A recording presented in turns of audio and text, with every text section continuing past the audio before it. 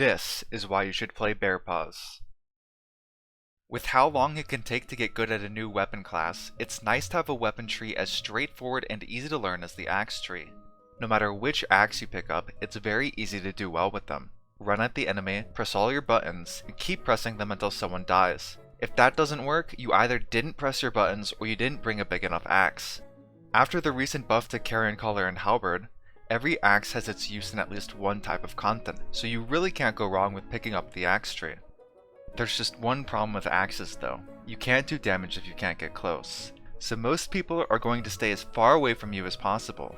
Fortunately for us axe enjoyers, SBI has gifted us with the Bear Paws. Let me explain.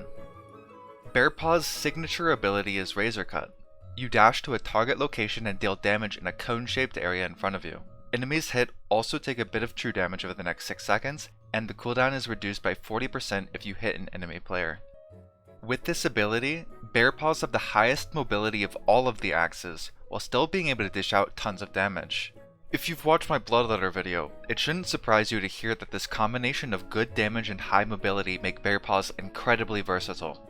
Some of the many types of content that Bear Paws are useful in include solo dungeons, corrupted dungeons, solo ganking, group ganking, roaming the open world, small-scale PvP, gathering, and more. Before I continue, I need to give you some warnings. First, Razor Cut is very awkward to use until you get some experience. The hitbox lands in front of where you aim, and it's easy to completely miss your target. Second, Razor Cut is easily interrupted. All it takes is a random stun, root, or knockback to ruin your day, and when this happens, it instantly makes the fight significantly harder, if not impossible to win. And last, Bear Paws are not cheap. As an artifact weapon that is always in demand, even the cheapest Bear Paws have a hefty price tag. Remember to check equivalent tiers when shopping, as 4.3 Bear Paws are much cheaper than the equivalent tier 7. Even with those negatives, Bear Paws are 100% still worth running. Hell, Bear Paws are the best weapon for solo ganking. While weapons like the double-bladed staff, one-hand spear, claws, or death givers are good at dismounting targets, if the target has any mobility, they're going to survive a majority of the time. In contrast, Bear Paws have no trouble chasing down even the most mobile of targets. Its AoE damage and bleeds also counter invis potions, as the damage instantly cancels them. The ideal ganking build for Bear Paws is Fiend Cowl, Assassin Jacket, Royal Sandals, Thetford Cape or Undead Cape, Poisons, Invis Potions, and Stews. I swapped in Mercenary Jacket for extra survivability in fights, and you'll also notice I was using Hunter Shoes in most of these clips. I found it was much harder to dismount players without the Royal Sandals damage boost. The skills I ran were Rending Rage for the Q, Adrenaline Boost for the W, and the Deep Cuts passive. Ganking with Bear Paws is very straightforward. If a target gets too close, you can just run at them with Adrenaline Boost and Royal Sandals, and then dismount them with an E and Poison. Save Fiend Cowl to purge the target's boots ability, and there's nothing they can do to get away. You can also look for opportunities to use Assassin Jacket and Invis Potions to catch targets off guard. This works especially well against Gatherers, who tend to be very predictable, sitting on resource nodes while you sneak bun them from off-screen. I died 19 times while getting footage for this video, and I still easily made a profit with the amount of people I was ganking. Another activity I love to bring Bear Paws to is gathering. The pickaxe is for gathering ore, the skinning knife is for gathering hide, and the Bear Paws are for gathering other gatherers. As soon as they see you in gathering gear, they stop thinking of you as a threat. I carry a PvP swap in my inventory, and it's so easy to get kills when you always catch your enemies off guard. It's actually ridiculous how many people try to fight you, and it always ends up with them getting their asses beat. After a good gathering session, I almost always end up making more silver from other people than the gathering itself.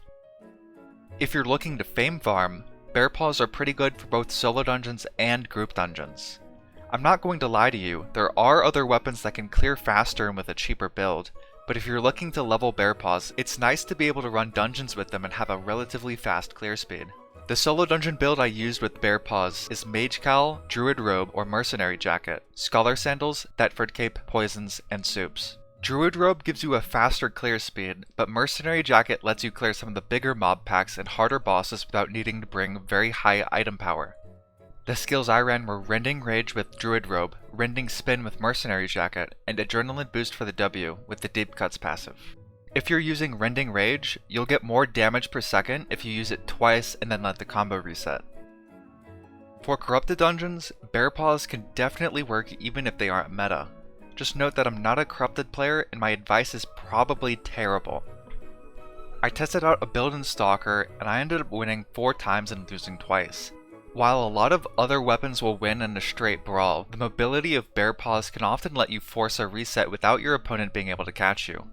I used Bear Paws with Cleric Cowl, Mercenary Jacket, Soldier Boots, Thetford Cape, Healing Potions, and Roasted Snapper. The skills I ran were Rending Rage, Adrenaline Boost, and Deep Cuts. I don't think my build was ideal. I'd probably recommend instead running Mage Cowl, bringing potion swaps, and using Rending Strike instead of Rending Rage. I've also seen other people run Cleric Robe and Guardian Boots for a different playstyle. Bear Paws are also a ton of fun in group play and small scale PvP. With your high mobility, you can terrorize squishy backline targets, diving in and dealing a ton of damage. The build I used is a standard melee bruiser build. Take Bear Paws with Scholar Cowl, Hellion Jacket, Royal Sandals, Martlock Cape, Resists, Eel Stews, or regular stews. Take the standard skills but swap in the aggressive rush passive. Since Bear Paws get out-damaged by some of the other axes in a straight brawl, you have to make your damage count. Always be looking out for opportunities for juicy claps, putting a lot of pressure on enemy healers with your spread damage. Prioritize targets in cloth armor, as your front-loaded damage can cause them to panic and waste valuable defensive cooldowns. You shouldn't stay too deep, as you die very quickly when your Hellion Jacket's on cooldown. Bear Paws are at its best when you play a little bit like an assassin, waiting for cooldowns and then jumping on squishy targets when you get the chance. For a long time, I had passed over Bear Paws because it was just another axe. After finally giving them a chance, I can see why Bear Paws get a lot of hate. It's because nobody wants to play against them. I don't know about you, but that sounds like the perfect reason to play them. Overall, I think Bear Paws are a fun and versatile weapon that everyone should give a try. That's it for this video. If you enjoyed it, like, subscribe, and let me know in the comments what weapons you'd be interested in seeing a video on next. Thanks for watching. Peace.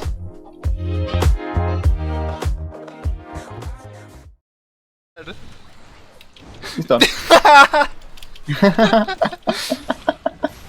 Nice one.